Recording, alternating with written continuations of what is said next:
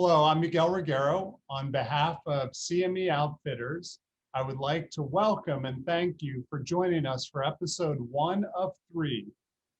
This is a 3-part CMEOCast series on best practices in the treatment of underserved populations in IBD. Today's episode is titled The Role of Race in Healthcare Delivery in IBD. The activity is brought to you by CME Outfitters, an award-winning accredited provider of continuing education for clinicians worldwide, and is supported by the educational grants from Janssen Biotech and Takeda Pharmaceuticals. Again, I'm Miguel Reguero, Chair of the Department of Gastroenterology, Hepatology, and Nutrition, the Pierre C. and Renee A. Bora Family Endowed Chair in Gastroenterology and Hepatology, Vice Chair of Digestive Disease and Surgery Institute, and Professor at the Department of Medicine at Cleveland Clinic in Cleveland, Ohio. It's my absolute pleasure to introduce also my great friend and colleague, Dr. Kofi Clark. Dr. Clark is the Professor in Chief for the Division of Gastroenterology and Hepatology at Penn State Hershey College of Medicine, Penn State Milton S. Hershey Medical Center in Hershey, Pennsylvania. Welcome, Kofi. It's always great doing these with you. Thank you, Miguel. Thanks for the nice introduction. And thank you for asking me to join you in this very interesting discussion. So let's go ahead and get started, Kofi. So, the learning objective today is to look at and consider how we initiate multidisciplinary collaboration to provide care to medically underserved children, adolescents, adults in an IBD guideline recommended care pathway. Obviously, this topic, I would say generally care of underserved in the last year with the COVID pandemic has really come to the forefront. And it's interesting when you look at the demographics in the United States, maybe you can walk us through some of the reasons why IBD care specifically, so for our Crohn's and ulcerative colitis patients in minorities, has emerged as one of the most important gaps in our current practice. Thank you. Again, thank you for asking me to join you in this very exciting discussion. Starting off with the changing demographics in the United States as a background, and then segueing that into the IBD population might be a good starting point. Our first slide talks about what the demographics looked at in 2014, all the way to 2040, and then beyond going forward to 2060. I think this is a well done description, which tells you that approximately 6 years ago, the percentage of minorities was fairly small, as you can see in the light blue shaded areas. If you fast forward a couple years forward, or maybe more than a couple years forward to 2040, you can see the significant darkening in there, signifying that the percent of minorities has gone from below 20% all the way to about 30 to 39%. And in some areas gone more to about 40 to 49%. If we look at the projections for 2060, some people have used the description that the population will be more of a majority minority population in the United States. And that is reflected in the projected demographic description here, that you see a significant proportion of our population being minorities. That's going to be more than 50%. So you can see that describes what we're looking for, or what we expect to see going forward to 2060. Yeah, so I think this is important. This is such an important concept that we're seeing a change in our demographics. And actually the word minority might even take on a new meaning in that, as you said, from different ethnicities, the Black population, what has been traditionally underrepresented is increasing. And I'd be curious to get your thoughts on the burden of IBD among different racial and ethnic groups, and maybe talk us through some of that. Thank you again. So it's fascinating, but perhaps not surprising, that if we are a reflection of what's happening in the general population, we would expect to see some changing demographics in here. So if we focus on the left side of our next slide in here, talking about the total number of IBD patients in the US described as the prevalence per 100,000 population. It's not surprising that the highest group is the non-Hispanic whites as we speak in here. But if you look at the overall increase in prevalence, we've seen a significant increase going up in here, which is not surprising. In a disease where there's not a high mortality of people, we expect the prevalence to continue to increase. And then if you look at the lines representing the Hispanics and non-Hispanic Blacks, they generally are following the same trend as we see over here as well as they all grow older.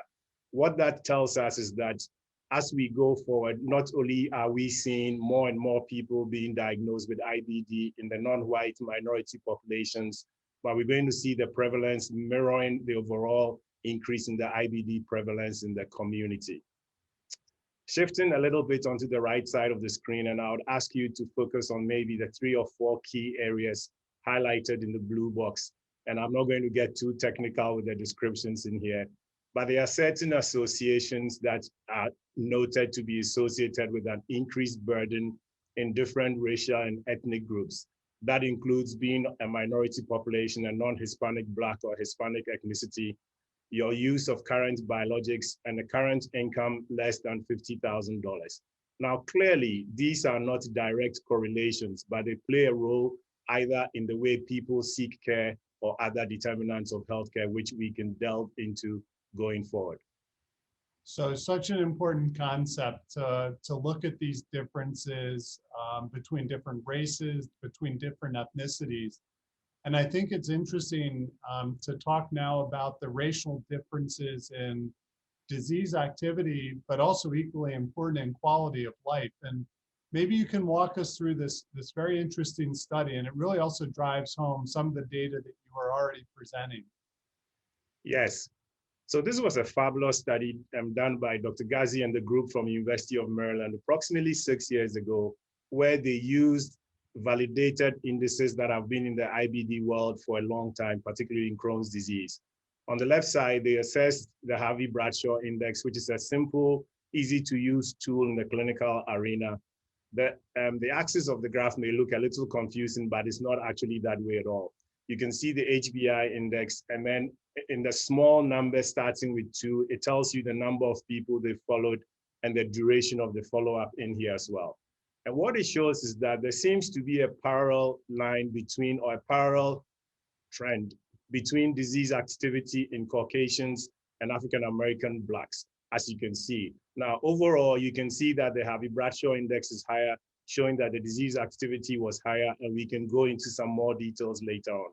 This study did not give them the chance to describe in detail why there was a difference, but the general appearance here tells you that the disease activity seems to be similar, even though the activity is higher in the, and the trend, I should say, of the disease activity is similar, even though it's higher in the African-American Blacks.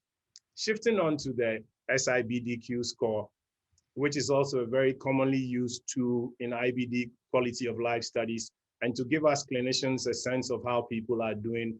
Again, you can see that the quality of life goes across on the right side, parallel between the 2 groups in here. So we could argue that maybe disease activity is different, quality of life is different, but in this study, they seem to be parallel towards each other. Of note though, you can tell that in the African-American Black population, they have a higher disease activity, and not surprisingly, their quality of life curve here, it's lower than what you see in the Caucasian whites. I think the key things to keep in this here is that as you follow people over the duration of several years, it continues to show that, and it's a persistent thing you see across the 2 different population demographics. Yeah, so basically we're seeing racial differences in terms of disease activity scores, impact on quality of life. Although there is a parallel with whites, there's clearly a difference. And you know, as we shift to healthcare utilization, which sometimes is such an important parameter of disease course. So for example, going to the emergency room, getting hospitalized, needing to navigate this system. This is an interesting study that looks at those differences in healthcare utilization. And Kofi, I'm curious, from your own clinical practice, do these findings support what you see in managing your minority patients with IBD? Yes, they do, Miguel. So actually, it might help to segue to a brief couple of lines description of someone I saw recently. 32-year-old Hispanic gentleman referred to us from about an hour and a half's drive away, who had been dismissed from 3 previous gastroenterology practices and labeled as being non-compliant. We took him on in our practice, not because we were better than anyone, but we felt we had to give him some care. And then looking through his notes, all these parameters that are being discussed here, there were comments about not keeping up with follow-up, not showing up when he was supposed to, couldn't afford his healthcare. And in talking to him and getting a better understanding, it kind of segues very nicely into what is described in this study. It was clear that even though he was seeing gastroenterologists, he hadn't had access to an IBD specialist over multiple years.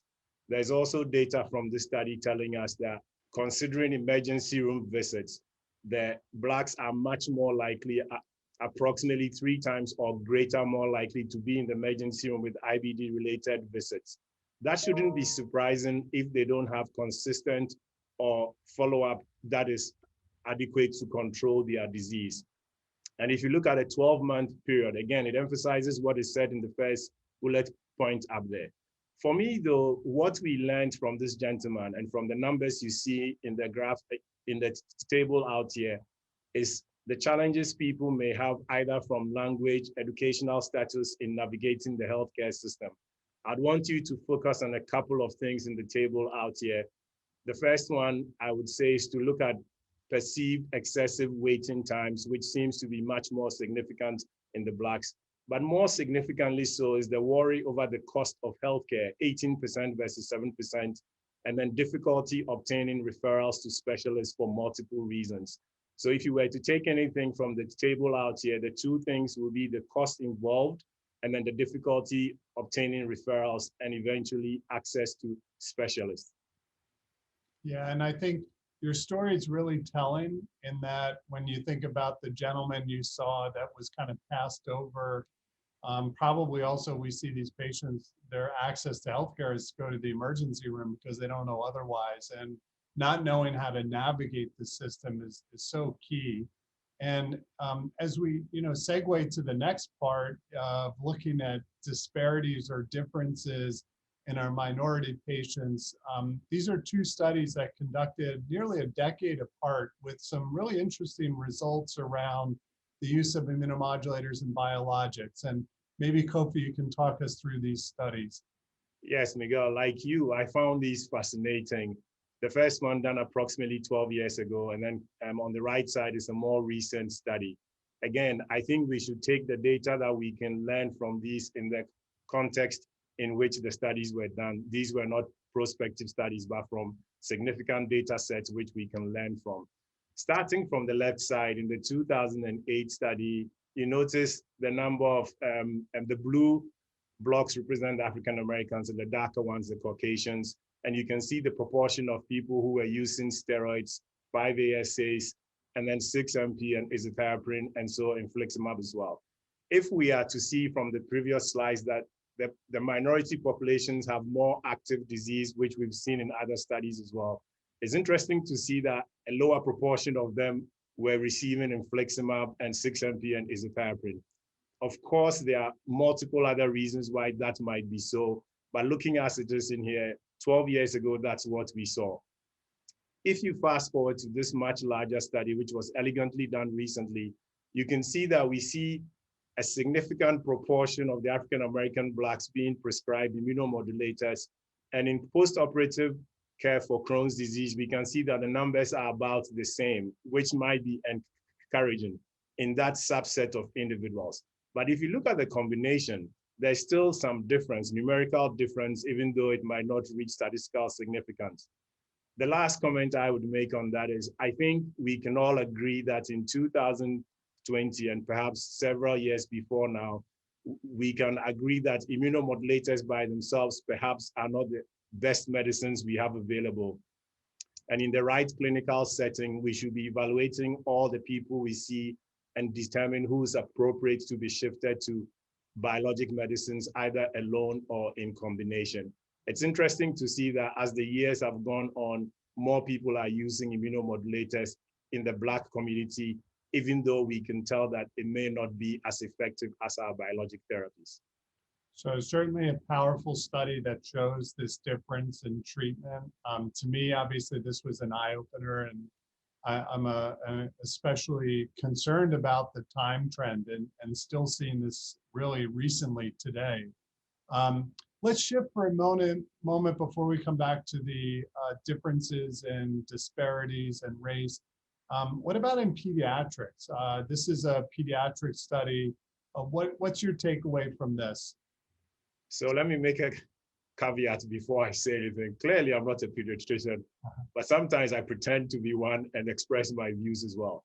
On a more serious note, though, I think transition care from pediatric IBD to adult IBD is a big thing, and we interact significantly with our pediatrics colleagues in IBD. This study was interesting, and I would ask you to focus on the number of hospitalizations and the numbers of surgeries that we see. In the first column in the left side is African Americans, and then you see the white population. Now, clearly, you can tell that the numbers or the ends in each column is significantly different, smaller in the minority population, as we've seen in multiple studies.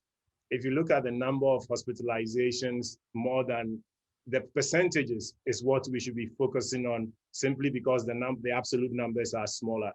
So approximately 52% or more in the African American population would have had more than 2 hospitalizations, compared to about 1/3 in the white population.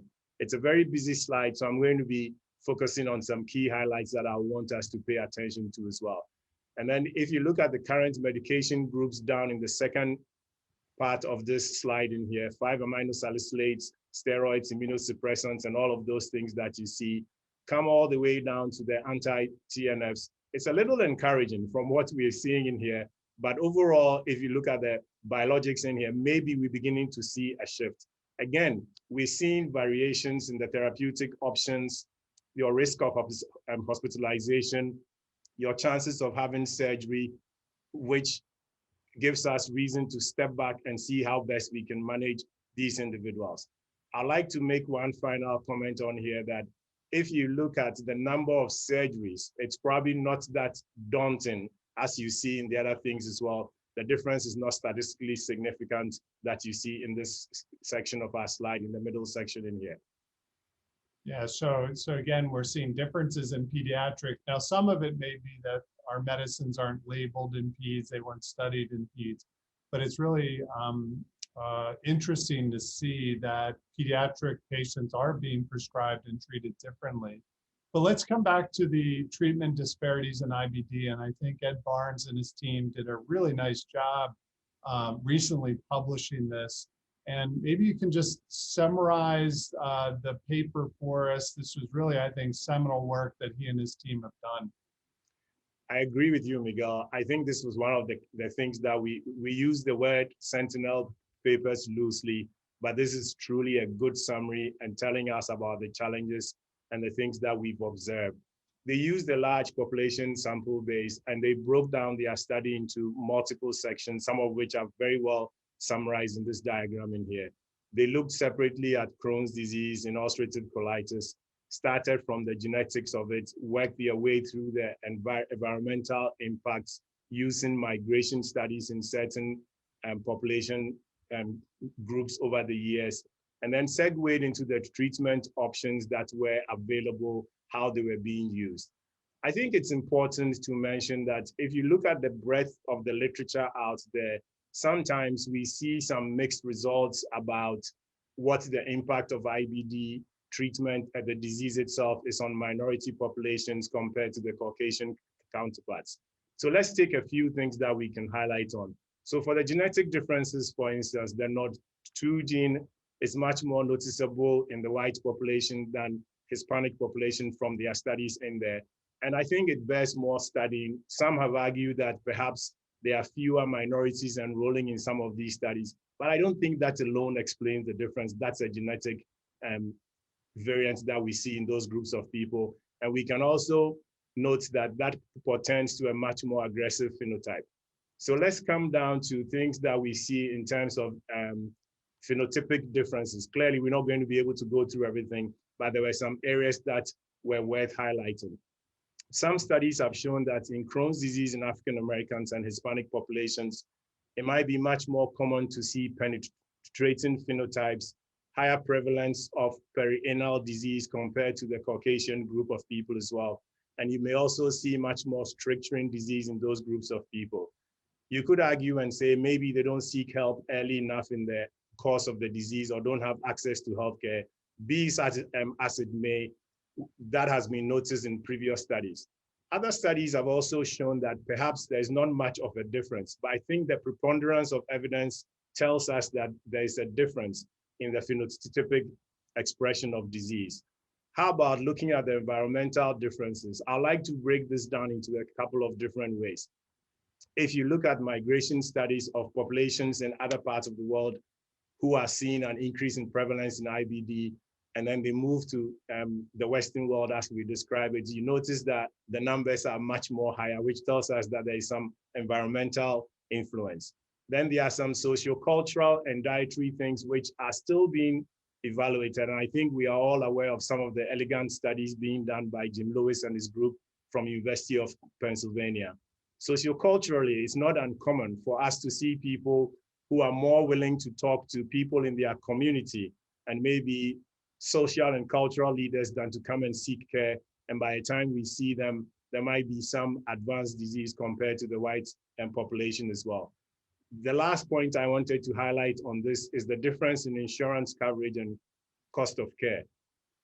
I think the common theme we've seen in the series we began talking about this evening were the income disparities, the access to specialty care, and concerns in the minority population that they may not be able to afford the care. We think in some other studies that because of that, they shy away from seeking the care or the help they may need because of these concerns, which are real. I noted a very recent commentary in a panel discussion where somebody had mentioned that when people are underinsured, they are less economically resourced. Every day at work means a lot to them for their income, and they are much more willing to sacrifice their health. We've also seen in studies in other disease states that people would adjust the doses of their medicine in an attempt to stretch it to cover the time periods when they can afford medicines. So I think this study by Barnes and his group was very well done and highlighted all the different aspects in here. One of the key things I liked the most about it was their summary at the end, which says there are clear difference in the phenotype of disease, treatment disparities, whether you look at IBD overall or look at Crohn's and ulcerative colitis. And we all need to step back and study this better and then find ways to even out the disparities. I completely agree. And I mean, that was a great job kind of giving that overview summary, but really interesting points. And as we shift to the COVID vaccine, so it's hard to not talk about COVID in some ways. You actually alluded to in Ed Barnes' study some trepidation in communities of maybe minorities where there's maybe distrust of the people taking care of them. And I want to get into this study on kind of vaccine hesitancy as we wrap up our session today and look at this important issue, especially among our patients, including our minority patients. Can you educate us on this topic? Talk to us about this information on vaccine hesitancy, and how do you approach this in your own practice? So this is very interesting. And I think even though we were all tired of doing all the public health measures and saw the vaccine as a ray or beacon of hope coming down, we had to stop and reflect about vaccine hesitancy across the US population and focusing on in our own groups of people that we see. So at the first shot, you look at it and say about a third people say we don't know, and only a little over half say yes. But if you combine the knows and the don't knows, that gets to almost half of the people. So it's concerning that despite all the challenges that we've had in this survey of almost 1,000 people, they had some reservations. And keep in mind, the time frame was the beginning of the pandemic where you would have thought that people were desperate for some solutions. And I'm going to just go into what you asked me, Miguel. I received a call in a federally underserved clinical area, not very far from Penn State Hershey. where they provide care for the underserved community and minorities predominantly. 80% of the staff in that facility are minorities, mainly Hispanics. And they received a very early consignment from the Pennsylvania Department of Health of the vaccine. And yet 80% of the staff were refusing to accept the vaccine. And as you can imagine, if the forefront people are doing that, what is the message being portrayed to the people who receive healthcare in there? There was also a recent discussion, which was survey-based, that the vast majority of caregivers in nursing homes and residential facilities are reluctant to accept the vaccine. Again, we also know from previous studies that the vast majority of these people belong to the minority population. So there's a problem right there. Coming back home to Penn State, we just started a study where we are looking at IBD patients who receive care in our center, and hopefully we should share our results in the near future, and trying to gauge the extent of vaccine hesitancy in that group of people. Because we are in the beginning of that, it will probably be premature for me to share any results, because that might bias what we're going to share. But I think this merits exploration for the same reasons that you mentioned, and the fact that we would have to develop strategies to try and convince the people who are most vulnerable to be more accepting of this vaccine.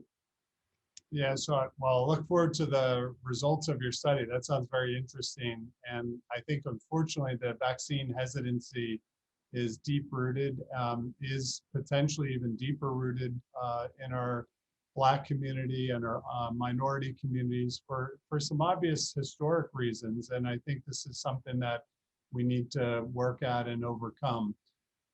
Well, Kofi, let's wrap it up just with a couple more points. Maybe you can review some of the digital tools that are available to our patients.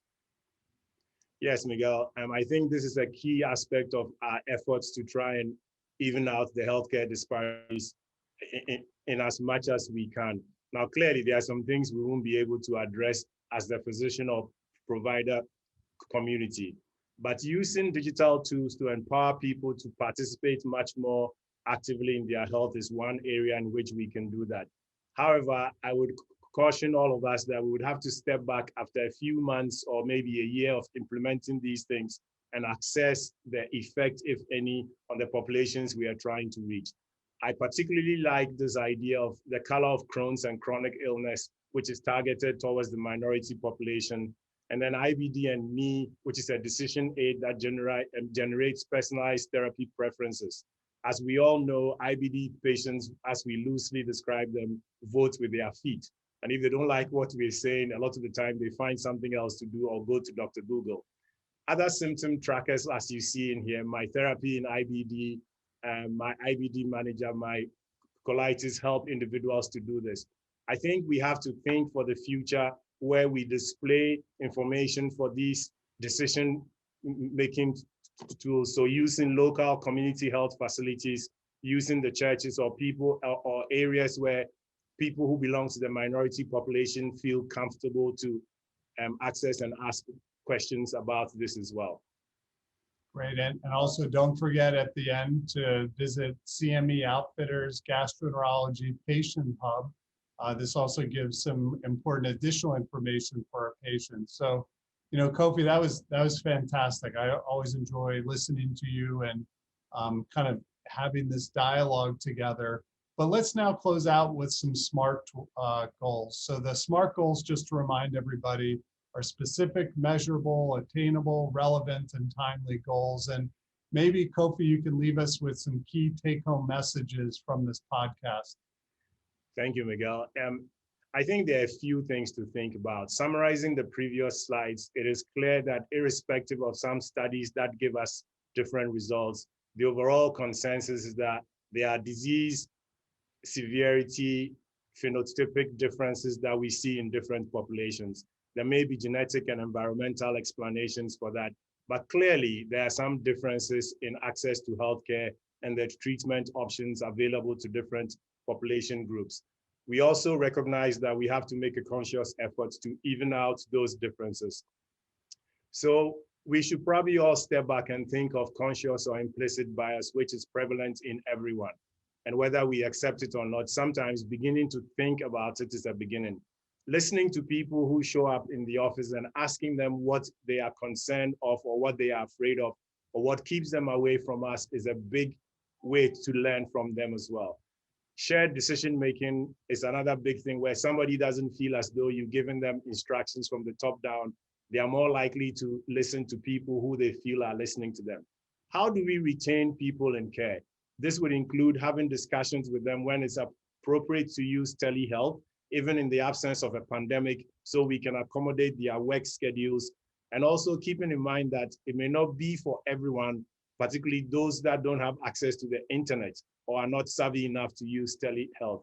It is also important to track and discuss progress of responses to therapy as a way of improving adherence and sharing the data with the people that we are trying to do this for. I think it's vital, and I've learned a lot, of course, from Miguel, you and many other leaders in our specialty about how vital it is to pause at regular intervals and re-engage the people that we take care of. Commonly, we see them twice a year, and we may get into this false sense of security of thinking John Smith or Jane Doe is doing well. It is vital that we keep them engaged so they maintain an interest in their healthcare. Great. Well, Kofi, thank you again. That was wonderful. And just for everybody out there, as a reminder, to receive CME CE credit, click on the link that's identified here to complete the post-test and evaluation online. We again want to thank you for joining us today for this episode 1 of our 3-part CMEOCast series. To view additional episodes on the management of underserved populations in IBD, please visit CMEOutfitters.com. Again, that's CMEOutfitters.com. Thanks again for participating and for providing the best care to your patients. Please stay safe and well. Thank you. Thank you.